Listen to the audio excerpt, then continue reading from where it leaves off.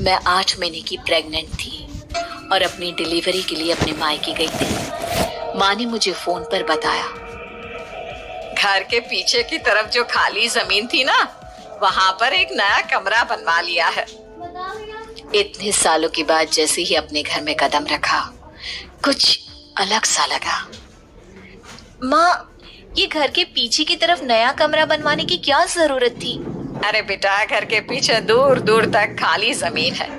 तेरे पापा को कई दिनों से लग रहा था कि यहाँ पर एक कमरा बनवा लेंगे तो ताजा हवा मिल जाया करेगी।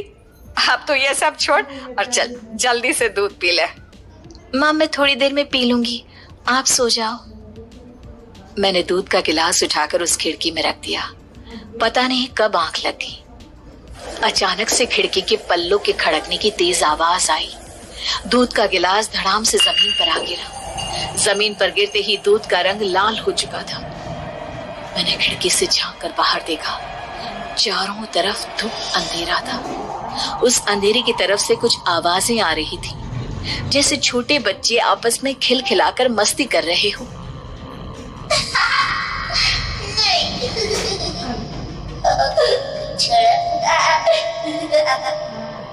इतनी रात को इतने घनघोर अंधेरे में बच्चों की आवाज कैसे आ रही है? घड़ी में वक्त देखा तो ठीक 12 बजे थे। देखकर मैं सन्न रह गई। बुरी आत्माओं और भूतों की कई कहानियां मैं सुन चुकी थी। वक्त भी कुछ ऐसा ही था। ऊपर से मैं प्रेग्नेंट। सुना था कि ऐसे वक्त में अक्सर बुरी आत्माएं औरतों का पीछा करती हैं। तो क्या मेरे पीछे भी? पसीने से तरबतर बड़ी मुश्किल से, जैसे कांपते हाथों से मैंने उस खिड़की को बंद किया। जल्दी से जल्दी उस कमरे से बाहर निकलकर माँ के पास जाने के बारे में सोचा, लेकिन जैसे ही दरवाजे की तरफ पलटी, लगा कोई साया हवा की स्पीड से दरवाजे के सामने से गुजर गया। मेरे गले में अटक कर रह गई। मैं जोर से चीख कर माँ को बुलाना चाहती थी, लेकिन वो आवाज खुद मेरे कानों तक नहीं पहुंच पा रही थी।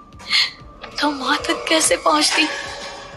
खिड़की के पल्ले एक बार फिर तेज हवा के झोंके से धड़ाम करके खुल गया और पूरी ताकत से मैं चीख पड़ी। जानती थी मेरी चीख की आवाज सुनकर कुछ ही सेकंड में माँ वहां पहुंच जाएगी, लेकिन ऐसा कुछ हुआ ही नहीं। मेरा कलेजा डर के मारे फटा जा रहा था। आखिर माँ ने मेरी आवाज क्यों नहीं सुनी? इतनी गहरी नींद में तो माँ कभी नहीं सोती। ठीक पीछे खुली हुई वो खिड़की। मुझ में इतनी ताकत नहीं बची थी कि मैं पलटकर उस तरफ देख भी सकूं। हवा का एक सनसनाता हुआ झोंका उसी वक्त मेरे कानों से आकर टकराया। लगा जैसे किसी ने दबी हुई आवाज में धीरे से मुझसे कहा, चली जाओ यहाँ से। मैंने दोनों हाथ अपने कानों पर रख लिए और एक बार फिर ताकत लगाकर जोर से चीखने की कोशिश की।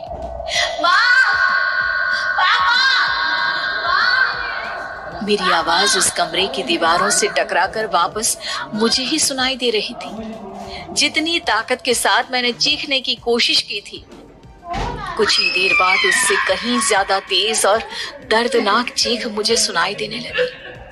ये आवाज ठीक मेरे पीछे खिड़की से आ रही थी। वो आवाज मेरे कानों में पिघलते हुए लोहे की तरह गिर रही थी। उन आवाजों में हैवानियत थी। वो आवाजें किसी इंसान की नहीं है, इतना मैं समझ चुकी थी। कांप रहे हाथों से मैंने अंधेरे में कुछ ढूंढने की कोशिश की। तभी अचानक मेरा हाथ बेड पर रखी टॉर्च पर पड़ा। किसी तरह ताकत लगाकर टॉर्च का बटन ऑन किया, लेकिन ये क्या? सामने दरवाजे पर 3 छोटी लड़कियां खड़ी हुई थी। उनके हाथ में स्टील के चमचमाते हुए चाकू थे। मैं घबराकर लड़खड़ाई और पीछे की तरफ हटी, लेकिन तब तक वो मेरे पास आ चुकी थी। उनकी गर्दन टेढ़ी थी और उनके हाथों के वो चाकू मेरे पेट को निशाना बनाने को तैयार। मैं जोर से चीखी, नहीं, छोड़ दो मेरे बच्चे को, मत मारो, मत मारो, छोड़ दो मेरे बच्चे को। सोनाली, क्या हुआ बेटा? तू इतनी डरी हुई क्यों है? उठ बेटा, क्या हुआ? हड़बड़ाकर मैंने अपनी आंखें खोली। देखा तो दिन निकल आया था।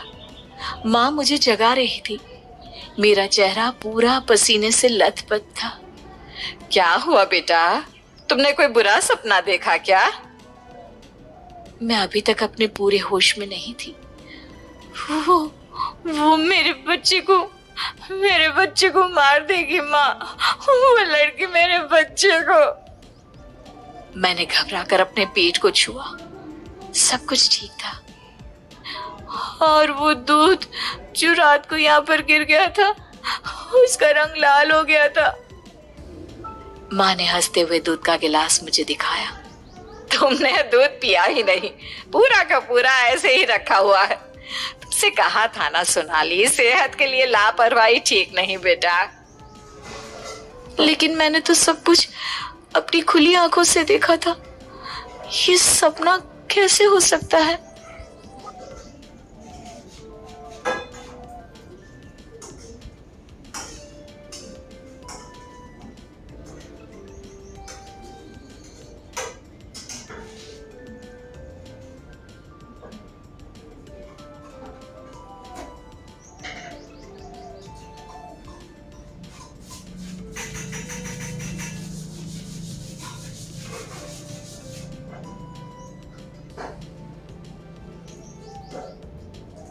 नाने, जा यहाँ से ई कमरा में बैठो।